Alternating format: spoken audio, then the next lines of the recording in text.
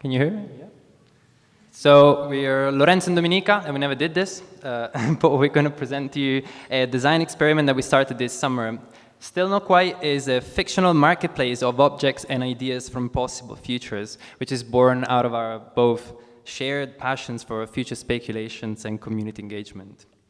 So, in our opinion, the conversation about the future is mainly driven by corporations and other powerful entities.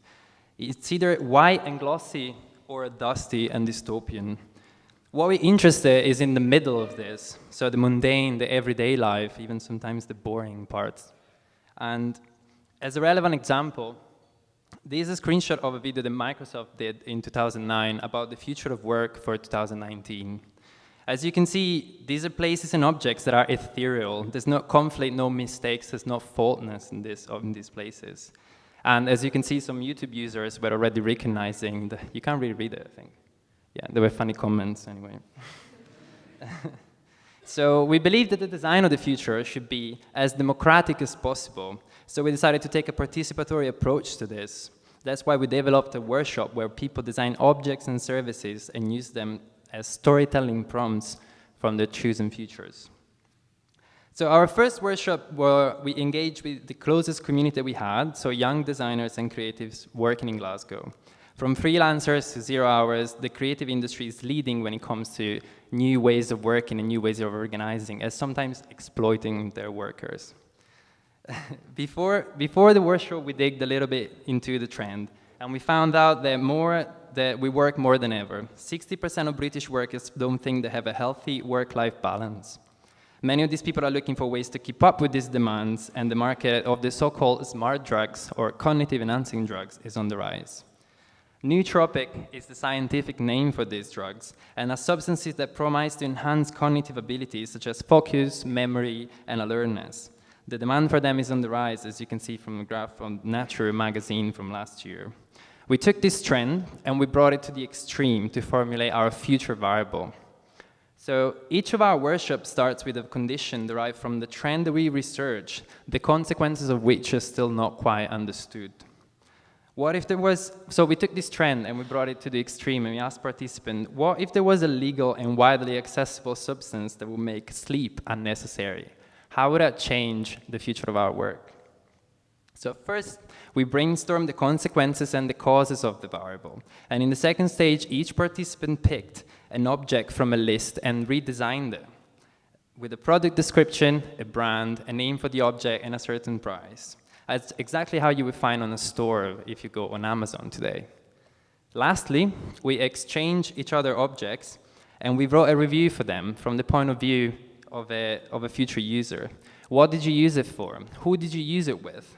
How did it impact your life? Would you recommend it to a friend? These were the questions they were asking, and these questions make our reviews adding them a crucial human and emotional layer to them. So, reading from the description of the object number 1, Sober Stop by Baraka, are your workers, students, and doctors coming drunk for a meeting? The bright lights and techno music from the Sober Stop will attract your workers and youth and provide them with sober stoppers, so they will be contributing members of the workforce in no time.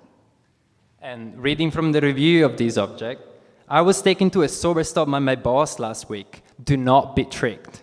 10 hours sober in this hellhole of the world was enough, and to top it with a hangover from the artificial sobering is like nothing you felt before. So as we can see from the review, the user interpreted the Sober Stop from the point of view of an exploited employee and forced by his boss to have a no-sleep pill. What it means to be sober is also quite unclear. The pill might sober you up from too many drinks, but it also alters your state. In fact, our participant also imagined the presence of a post-pill hangover.